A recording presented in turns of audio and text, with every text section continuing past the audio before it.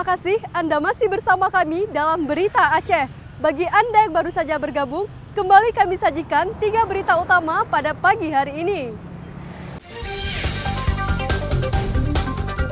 Ribuan batang tanaman ganja disita petugas BNN dalam sebuah operasi pemusnahan ladang ganja di kawasan perbukitan Aceh Utara.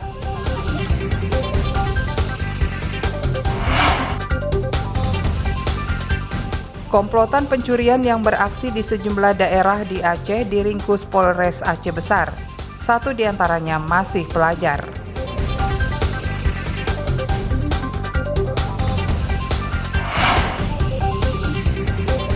Menjelang berakhirnya masa kampanye, sejumlah pelanggaran pemilu terjadi. Salah satunya kasus politik uang seorang caleg parpol nasional di Lok Semawe.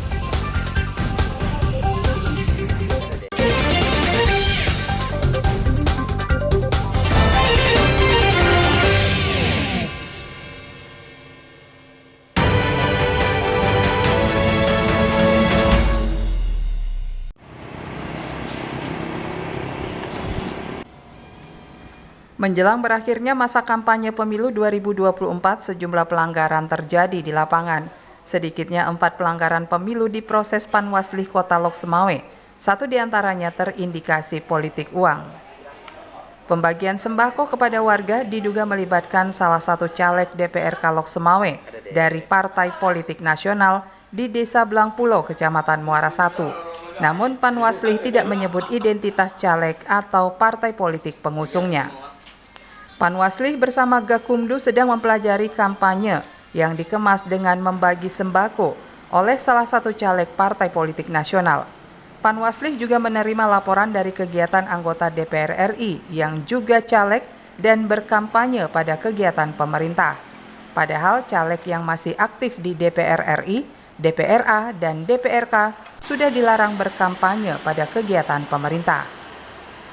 Pelanggaran lain misalnya kemarin kami menemukan laporan, tapi ini sedang ditelusuri, bahwa ada caleg dari partai politik yang membagikan sembako, bahan pokok kepada masyarakat dan juga disertai dengan berkampanye sambil membagikan sembako. Ini juga sudah diturunkan tim dan akan ditelusuri. Kalau memang ini terbukti, nanti akan dilanjutkan di sentra Gakumdu. Selain itu, Panwaslih juga menerima laporan perusakan alat peraga kampanye (APK). Namun laporan tersebut telah diselesaikan. Partai politik dan caleg peserta pemilu diminta menyosialisasikan kepada kader dan simpatisan agar selama berkampanye mematuhi peraturan terutama PKPU Republik Indonesia. Tim Liputan Aceh melaporkan dari Kota Lok Semawe.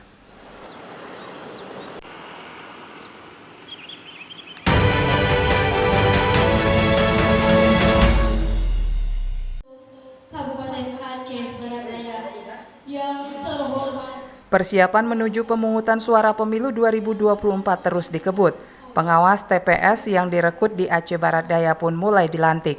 Pelantikan pengawas TPS berlangsung di salah satu motel di Blangpidi, Selasa. Sedikitnya 74 pengawas TPS di Kecamatan Susoh dilantik oleh Panwascam Susoh. Usai dilantik dan mengucapkan sumpah, para pengawas TPS ini langsung mendapatkan bimbingan teknik dan tata cara bertugas di TPS pada hari pencoblosan 14 Februari 2024. Pengawas TPS yang dilantik merupakan mereka yang telah menjalani seleksi dan mengikuti pemeriksaan urin. Di Kecamatan Susoh, 74 pengawas TPS berhasil melewati tahapan ujian tersebut.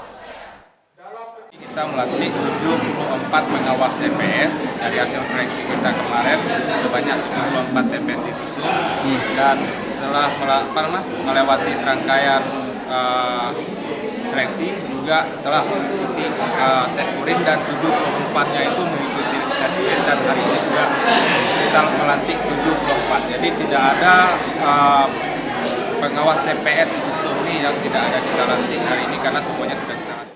Pengawas TPS diharapkan dapat menjalankan tugasnya dengan baik sehingga pemilu 2024 dapat berjalan lancar, jujur, dan adil.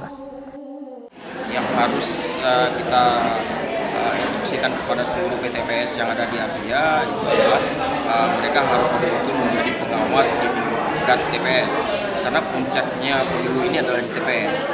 Gitu.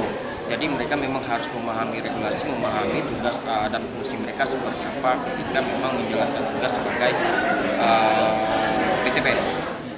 Jumlah pengawas TPS di Kabupaten Aceh Barat Daya mencapai 442 yang tersebar di 152 desa. 441 diantaranya bertugas di TPS umum dan 1 bertugas di TPS khusus di Lapas Aceh Barat Daya. Mimi Saputra melaporkan dari Kabupaten Aceh Barat Daya.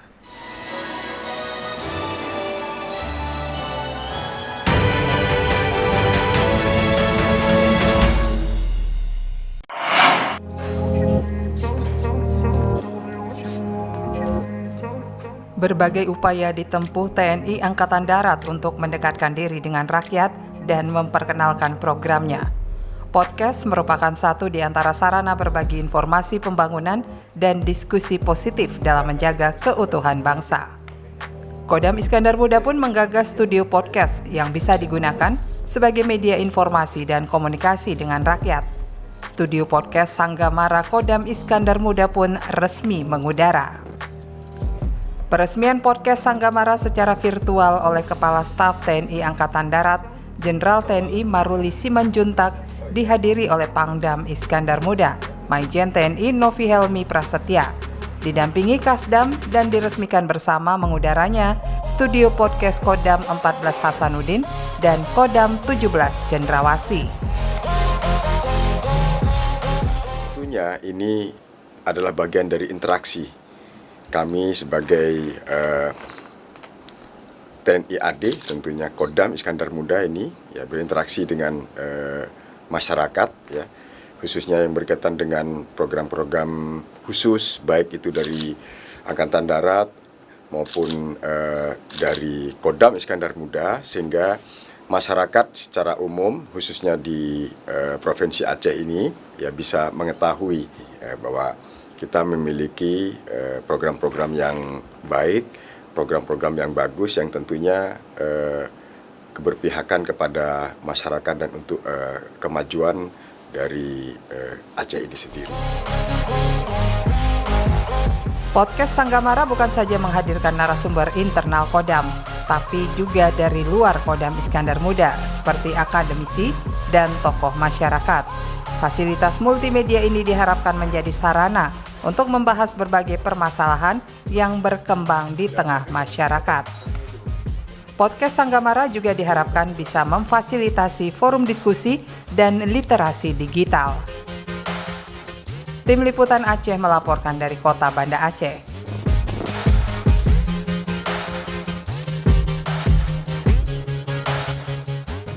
Informasi tadi sekaligus menutup perjumpaan kita pada pagi hari ini. Saya Elzira Felicia dan seluruh tim redaksi mohon pamit undur diri. Selamat beraktivitas, sampai jumpa. Wassalamualaikum warahmatullahi wabarakatuh.